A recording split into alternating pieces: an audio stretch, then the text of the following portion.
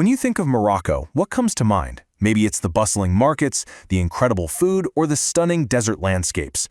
But beneath all that is a history so deep, so epic, it literally rewrites the story of humanity.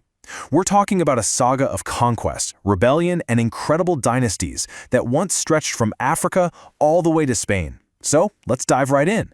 Our story starts, and you might want to sit down for this, 300,000 years ago. Seriously. A lot of us learned in school that the cradle of humanity was strictly in East Africa. Well, a discovery at a place called Jebel Irhoud in Morocco totally shook that up. Archaeologists there found the oldest known fossils of us, Homo sapiens. That's right, the earliest physical proof of our own species was found right here. Okay, let's jump way forward in time. For centuries, Morocco was prime real estate, a strategic prize for any empire looking to expand. First came the Phoenician traders, setting up shop on the coast. Then came the mighty empire of Carthage, followed by the Romans, who took over the local Berber kingdom.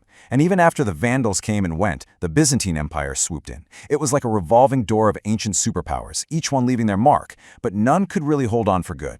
And all of that brings us to a huge turning point. The arrival of Islam in the 8th century completely changed the game.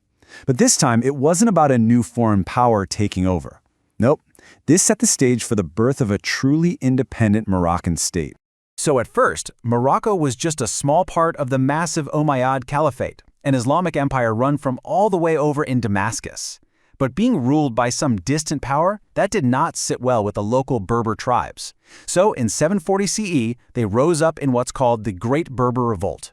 It completely shattered Umayyad control. And you can see the night and day difference right here. Before, a province. After, a bunch of small, independent Berber states. The leash was officially broken. So, with the region broken up into all these little states, the stage was set for a unifier. And that unifier was a man named Idris ibn Abdallah. Now, he wasn't just anybody. He was a direct descendant of the Prophet Muhammad. Fleeing persecution, he found a safe haven with the Berber tribes in Morocco, who made them their leader. And with that, he founded the Idrisid dynasty, what we now consider the very first Moroccan state. Every new state needs a capital, right? Well, the Idrisids didn't just build a city, they built a legend, Fez. It started small with Idris I, but it was his son, Idris II, who really put it on the map. He moved the capital there and expanded it. And here's the brilliant part. He opened the doors to Arab immigrants from Spain and Tunisia. This mix of cultures turned Fez into this incredible cosmopolitan hub, the intellectual and spiritual heart of the entire region. And if you want to see that legacy still standing today, just look at the Al-Qarawiyyin Mosque in Fez. It was founded way back in the 9th century during Idrisid rule, and over time it became one of the oldest, continuously running universities in the world. It's a stunning physical reminder of the golden age they created. But, like all dynasties, the Idrisids' power eventually faded, and what rose up from the desert to take their place was, well, something on a whole other level. We are now entering the age of the great Berber empires. Listen to this. This quote really gets to the heart of what powered the first of these empires, the Almoravids. Their spiritual leader preached that faith wasn't a passive thing. To him, it demanded action, it demanded conquest. This wasn't just a religious idea. It was a call to arms that would explode out of the Sahara and completely reshape society.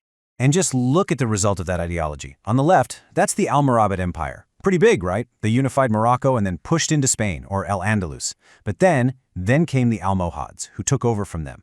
Look at the map on the right. Their empire was absolutely colossal, stretching from Spain all the way to modern-day Libya.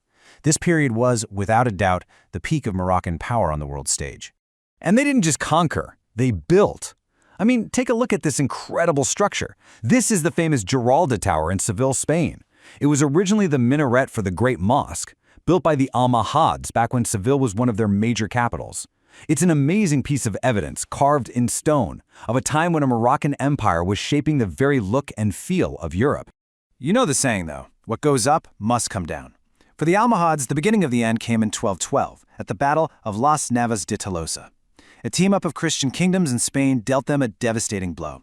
It wasn't an instant collapse, but the momentum was gone. The tide had turned, and their grip on Spain started to slip away. The fall of the Almohads kicks off a pattern we see again and again in Moroccan history. A powerful, unifying empire falls apart, leading to a period of fragmentation.